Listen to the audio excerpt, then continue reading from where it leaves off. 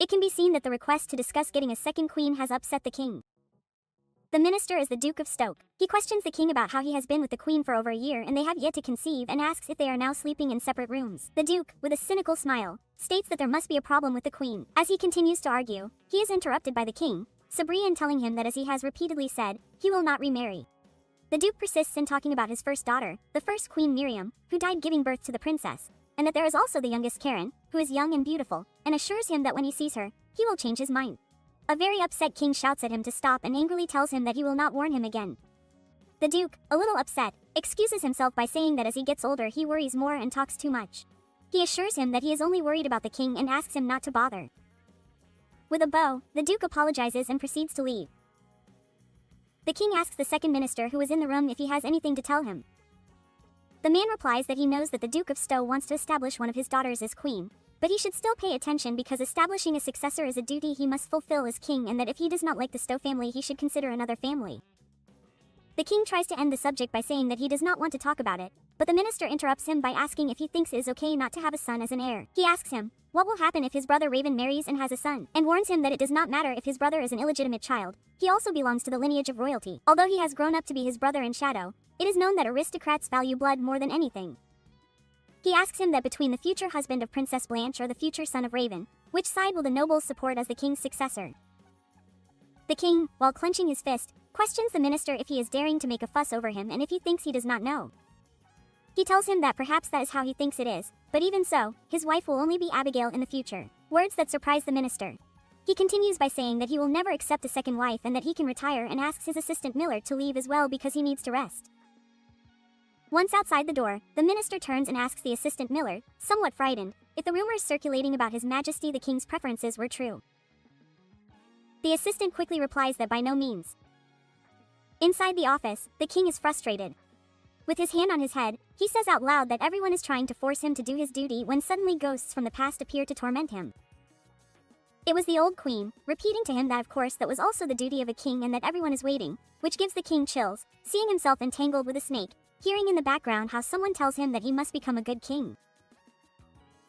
The king quickly gets up, alerted by the trauma. Upon seeing the piece of cloth, he remembers Abigail's words, where she tells him that she will not force him to fulfill his role as a husband, but that he should please fulfill his role as a father. Sabri proceeds to bend down and pick up the piece of cloth and with a smile expresses that it is the first time he has heard that they do not need him to be a good husband, and thinks about his role as a father and realizes that he is not doing it very well. After so much thinking, he realizes that he can no longer work and that he needs to rest. As he retires to his chambers, he perceives that there is something unusual in the environment.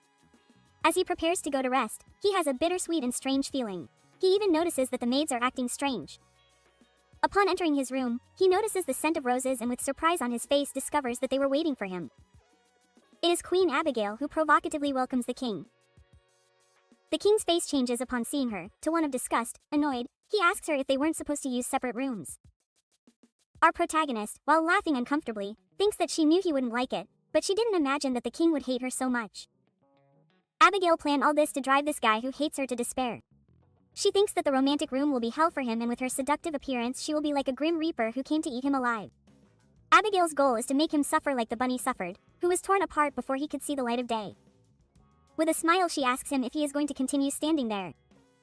The king, annoyed, clenches his fists and states that the queen hasn't changed at all and that he feels like a fool for believing for a moment that they would stop using the same room. The queen continues her seduction game and tells him that yes, the idea of separate rooms was to ease suspicion, but even if they were to use separate rooms, the king still doubts her. The queen asks him what else he should do. He has no choice but to prove his innocence. Sabri is surprised as the queen approaches him and stands right in front of him. Our protagonist, very firm, tells him that if His Majesty apologizes for doubting her, she will use another room. As promised, the nervous king, trying to contain himself, asks her, what if he doesn't apologize? Abigail replies that they will sleep in the same room and that she will take off the robe she is wearing. She warns him that she is wearing sexy lingerie downstairs and asks if he is curious, which makes the king even more nervous. Deep down, she has no plans to take off her robe, regardless of what happens.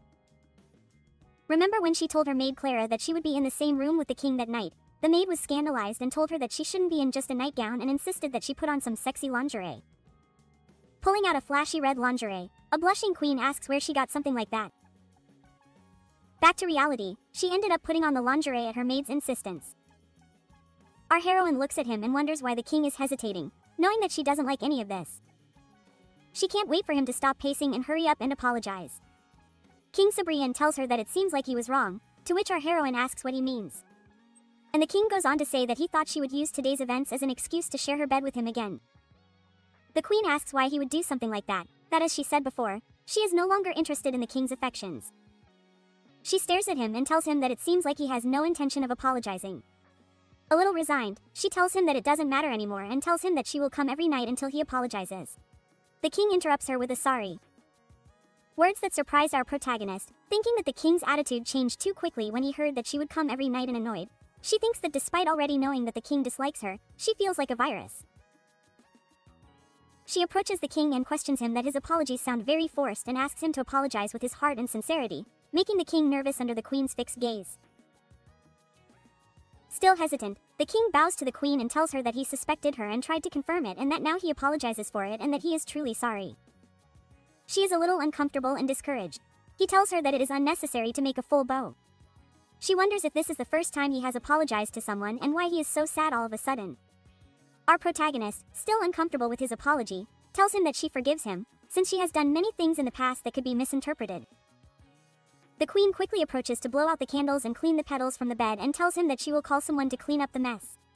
She apologizes and asks him to rest while she leaves as quickly as she can. Before he reaches the door, she stops and repeats that she will no longer beg for His Majesty's affection and that she has no interest in heirs or power, that she only plans to live quietly from now on so as not to stand out. The king listens attentively. Our protagonist turns and tells him that if His Majesty wishes, he can have another wife. She asks him if Miss Karen was not his candidate for a wife before he married her and continues by telling him that if he wants, he can bring her. The annoyed king does not let her finish and tells her that he will not marry Miss Stoke. The queen tells him that even though she is from another family, there are many young ladies. The king, very upset by the proposal, tells her that whether it is because of his advisors' insistence or because of her, he will not marry another woman other than the one who will be his wife now and forever. Causing our protagonist to blush, confused because she thought the king did not like her. Trying to remain calm, she tells him that since she has already received his apology, she will retire to her room. On the way back to the room, even with the breeze of the spring fair, the queen did not know how to calm her restless mind. The queen's heart was beating as if it were going to burst. Deep down, she tries to convince herself that perhaps it is because of the scent of roses. On another day, our protagonist can be seen enjoying the benefits of being a queen. Her maids are seen pampering her while she finds herself enjoying herself, wondering if this is the taste of power. With a smile on her face, she reflects that she no longer knows where the confused girl who is trapped inside her is. As time goes by, the luxurious life becomes more familiar and money is great after all. The maid Clara tells her that she will apply perfume to her hair. Our protagonist feels it, and when she smells the perfume on her hair, it brings back memories of the king's words when he told her that she will be his only wife now and forever, causing her to be startled and blush. The maid, seeing such a reaction, asks if she is okay while the queen covers her face in shame, thinking that all that was crazy. The queen calls her maid Clara and blushes, asks her to use a different scent next time that is not the smell of roses. The maid nods and assures her that she will. Then, Clara tells her that she has doubts about asking something. Our protagonist asks her about the maid being a little nervous. She tells her that yes, perhaps something happened that day in bed with His Majesty. Our protagonist, confused because she did not understand, asks her what she means. A little upset, Clara tells her that since she returned shortly after, she asks if the scented candle she chose wasn't so good, and since the floral decoration was also made of roses, then she wondered if His Majesty, the king, hated the scent of roses. The queen tries to calm her down and tells her no, that is not the case. The young Clara, alarmed, asks her if perhaps the lingerie was not to His Majesty's liking that day.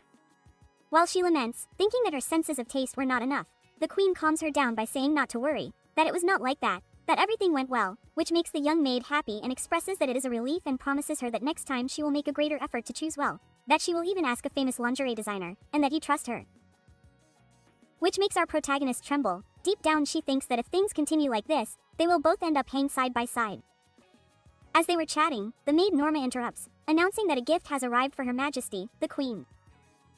Our protagonist is surprised and asks who it is from. As the maid approaches, she tells her that it is a gift from the king.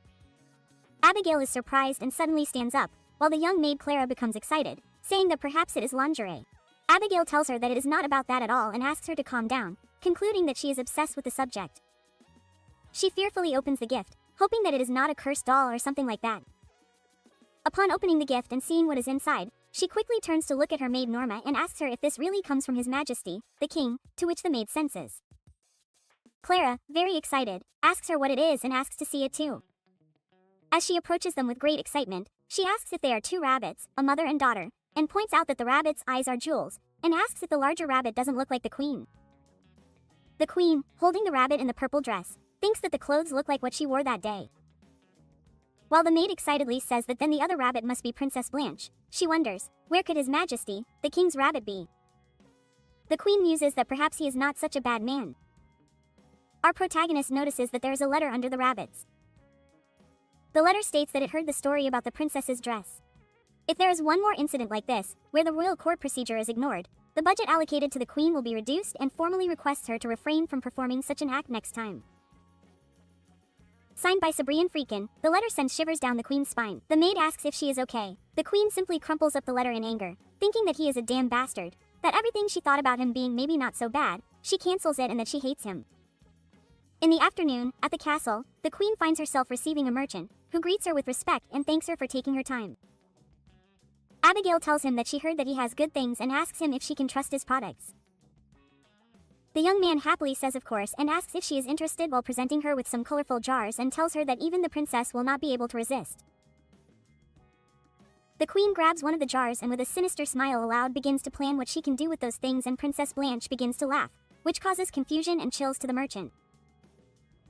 The queen congratulates him on his work, since it is a valuable item that is not imported from abroad. The merchant tells her that he bought some of the bottles in secret when he went to Cronenberg. The queen, upon opening the jar, smells its sweet fragrance and tells him that she will make sure the payment is generous. The young man thanks her with a bow. The merchant tells her that he has prepared other items that may interest her and asks if she would like to see them.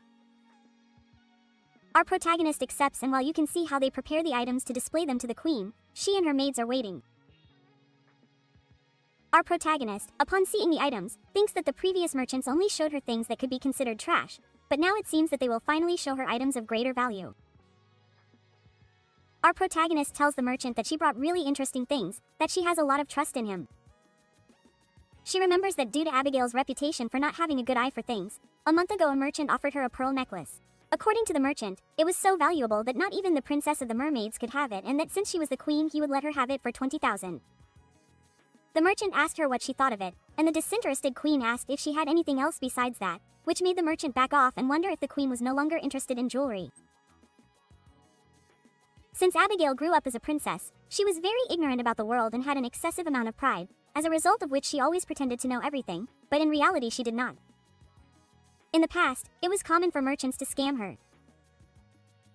It can be seen that the merchant also showed her a vase and said that it came from distant lands in the east and that it was a family heirloom from the Eastern Kingdom. Our unfazed protagonist continued asking him to show her something else. The merchant began to hesitate and wondered if the queen had found out that it was a fake, but he relaxed, thinking that since it was the queen, it could not be possible, and said, "It seems that these items cannot satisfy the queen's attention, and that is why I will show her a beautiful magical item made in the fairy kingdom," and he assured her that it was an item ideal for the queen. Our protagonist became interested and asked him what the item was about. With a cynical smile, the merchant replied that it was something really valuable, while deep down he thought that he had trapped the stupid queen, that with this he would get a large sum of money and get out of there quickly. The merchant asked a young man to bring him that. The young man was surprised and asked him if that was really what he meant. With a smile, the young man replied that he would bring it. The young man approached the merchant with a wooden box and placed it on the table to display it to the queen and proceeded to open the box. The maids were waiting expectantly for the item. The merchant picked something out of the box and asked if it was not really beautiful. The queen looked at him with a sharp look, raised her hands in front of him and presented a dress that, according to him, was woven with morning dew, evening light and the finest silk. With a smile full of arrogance, he continued to say that it was a magical dress that was invisible to the eyes of the stupid and wicked, and that surely the eyes of His Majesty would be able to see the beauty of this dress vividly. He continued to talk about the qualities of the non-existent dress, saying that it was as light as if she were wearing nothing, that it was cool in the summer and warm in the winter, that it was so beautiful, and he assured her that it was an item that was difficult to find, even if she searched for it all her life. This caused the maids to exchange glances of disbelief. The merchant asked his assistant if it was not really beautiful, to which the young man nodded, and then he also asked the young ladies what they thought of it and if they thought it would suit Her Majesty. The nervous young ladies replied that yes, it would suit the queen very well and that it was a sophisticated design. With a smile, the merchant told the queen that it really did look very good on her and that he would let her have it for half the price, which was 30,000. The queen, now disgusted, asked him if that was really a dress. The merchant clarified that it was and asked her if she couldn't see it, knowing that due to her pride she wouldn't be able to refuse. Our protagonist, with a smile, replied that obviously she could see it and that it was really beautiful. The merchant thought that the queen took the bait and the disgusting man asked her if she wanted to try it on. The queen confidently told him that curiously before her eyes she saw a men's suit and with a grim smile asked him if that suit wouldn't fit him better and insisted that he should try it on, that if it fits him well, she would recommend it to His Majesty the King. Words that put the swindling merchant in check. He quickly closed the wooden box and said that he had made a mistake and brought the wrong clothes and tried to insist on showing him something else. The queen didn't let him get away with it and told him that what she had asked him to try on the clothes was not a suggestion, it was an order. The merchant tried to retreat, but the queen asked her guards to guide him to an empty room and only take him out when he had changed his clothes. The merchant then found himself kneeling naked before the queen with the guards holding him back with swords. The queen, with a smile, told him that those clothes really suit him and since he was dressed well, why doesn't he go somewhere where he can show them off? She asked him if he didn't agree with her. The queen, fed up with this merchant, changed her attitude and asked the guards to take him to the dungeons, that he was an unpleasant creature to look at, to which the merchant begged for mercy. As the guards took him away, the queen thought, how the hell, was the old Abigail so naive? Then she asked the guard to move on to the next merchant. Since that incident, due to the change in the queen's attitude, the other merchants were on alert. Despite the fact that many merchants came to do business with the queen, they all had mediocre items and one by one they were rejected. It is clear that the queen had had enough. She only wanted something beautiful and unusual, something that an 11-year-old girl would like. The old Abigail would never have bought something that was not for her. Back in the present, the merchant, a little nervous, tells Her Majesty the Queen that he actually has a magical item. Our distrustful protagonist asks him if it is true and if it is not some invisible dress, to which the merchant replies that it does not make sense and asks his assistant to bring the item. In front of the queen, they show her the item that is covered by a blanket. He tells her that it is a mirror that was made by fairies and that it is known as the Mirror of Truth. The queen is surprised and when she removes the cloth that covered it, a mirror is revealed. The queen approaches and with a smile recites, "Mirror, mirror, who is the fairest in the world?" Upon observing the mirror, it begins to blur. The queen, waiting for him to show her something, is answered by a voice saying that he hopes she is not really asking him such a stupid question, which surprises the protagonist and the others present in the room. The merchant quickly apologizes to Her Highness, stating that the servant must have brought a defective product that had been packed for return while begging for forgiveness for his life. The annoyed mirror argues with the merchant asking what defective product he is talking about and questions him if he refers to it as a defective product and if he thinks it was made to flatter the ladies. The assistants quickly cover the mirror with a blanket while the mirror continues to fight, asking them to stop and take that thing off of him. The merchant with tears in his eyes asks them to take the mirror out of there and bring more things. The assistants rush to take it out, but our protagonist stops them and asks that they do not take it under any circumstances while she approaches the mirror to remove the cloth that covers it. The queen asks the mirror if she had just been called stupid and asks it to answer why. The mirror replies that it was because she asked something meaningless. The mirror argues that no one can answer the question of who is the most beautiful person in the world, since beauty is subjective and abstract, while the queen listens attentively. The mirror explains that many people in the world have different standards of beauty and tells her that she may be the most beautiful person to someone and to another it may be that woman, while reflecting the maid Norma, which makes the maid blush asking if it is referring to her. Then, the mirror concludes that this is why the question was stupid. In the meantime, we can see that the merchant continues to beg for forgiveness and promises a new mirror, but the queen decides to buy it. The frightened merchant asks what he is talking about. Abigail confidently tells him that she will buy the mirror and states that she liked it very much, causing those present to be surprised again. Once in the queen's room, our protagonist asks the mirror what she should call it and if it has a name. The mirror replies that its name is Mirror, to which our protagonist mocks it by saying, "Who the hell would have a name like that? And that it's totally absurd?" Quote. The mirror defends itself by saying that it's not called that, it's simply a mirror and that no one gives a name to a mirror. Abigail, happy, tells it that from now on it will be called Verite and asks it what it thinks. The mirror is speechless and tells it that it has never heard of a woman like her before.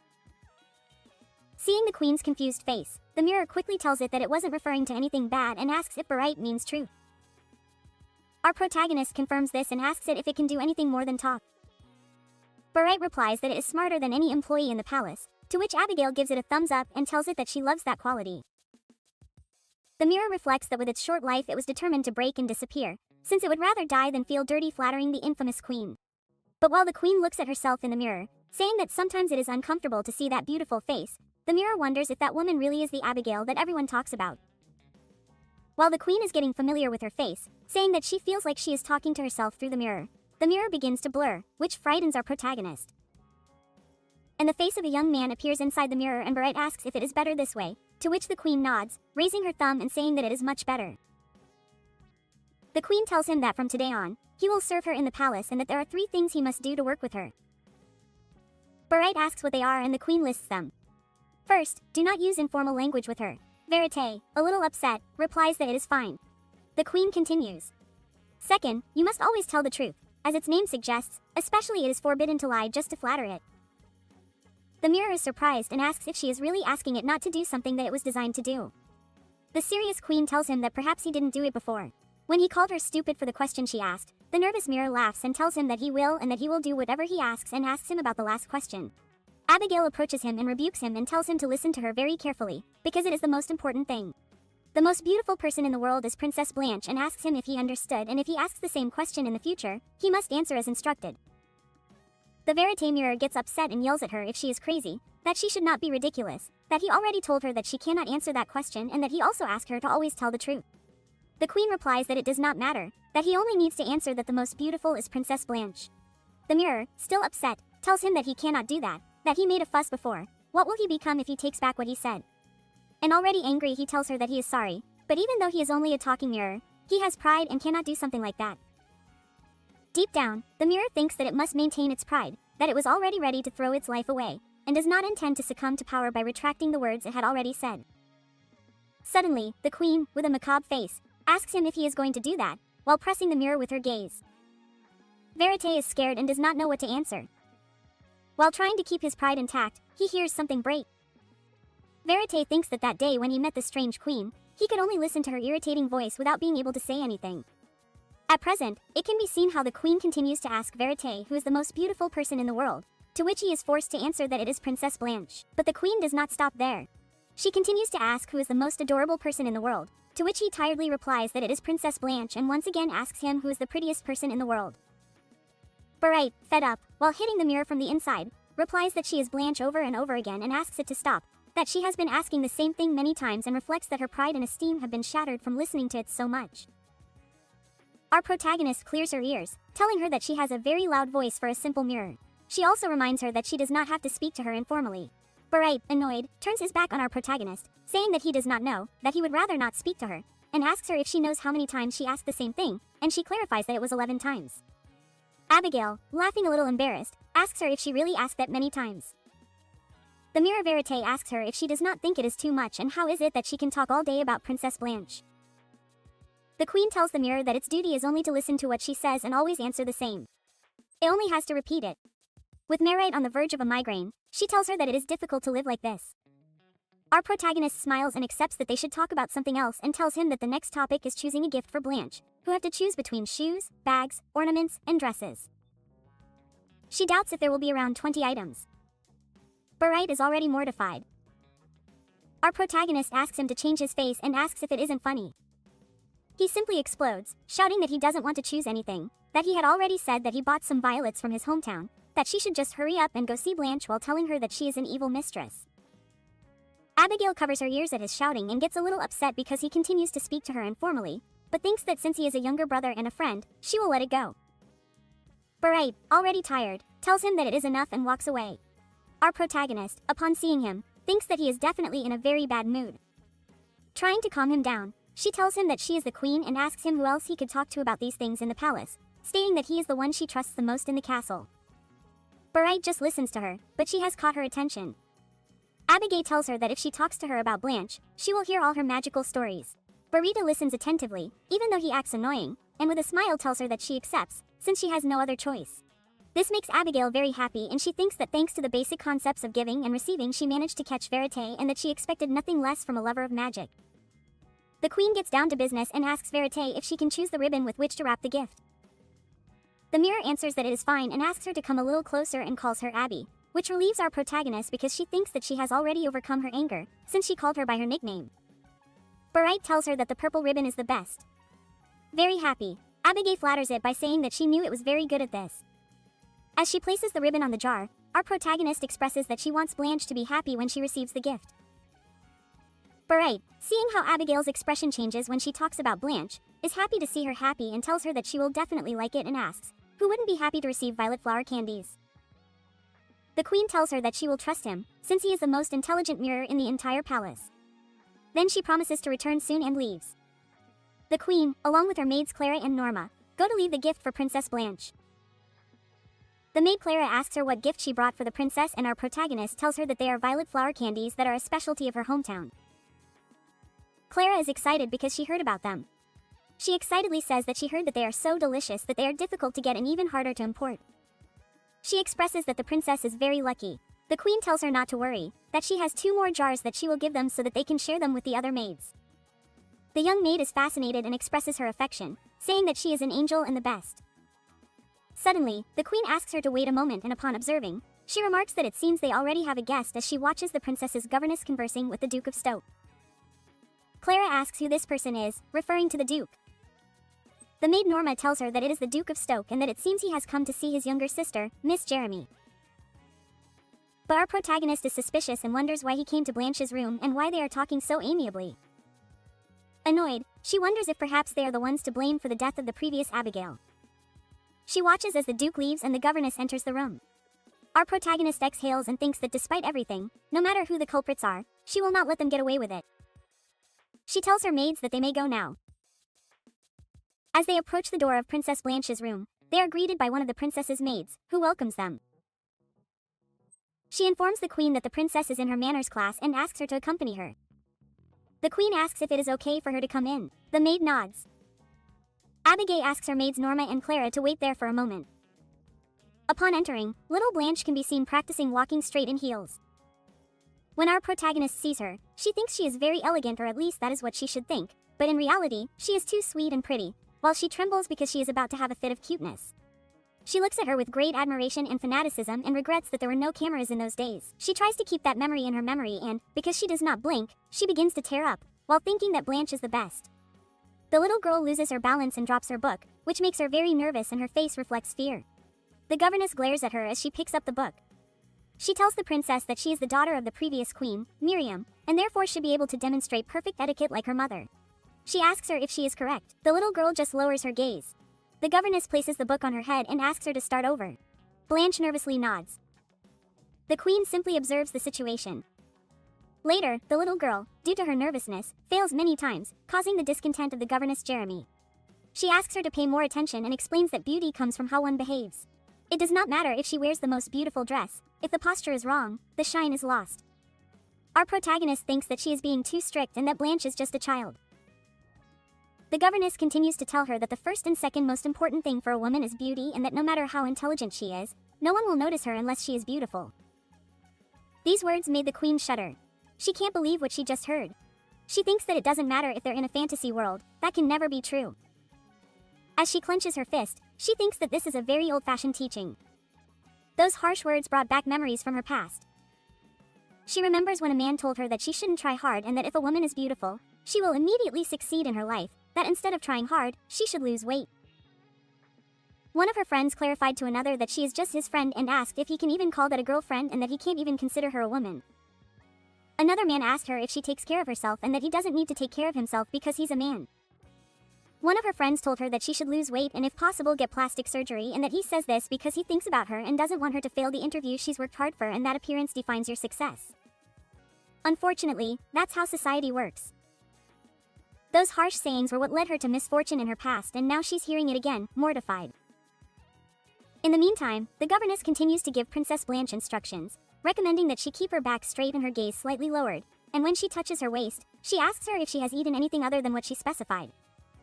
The embarrassed princess quickly replies that she has not, but Mrs. Jeremy tells her that it is obvious that her waist has increased in size and asks her to control her diet a little more.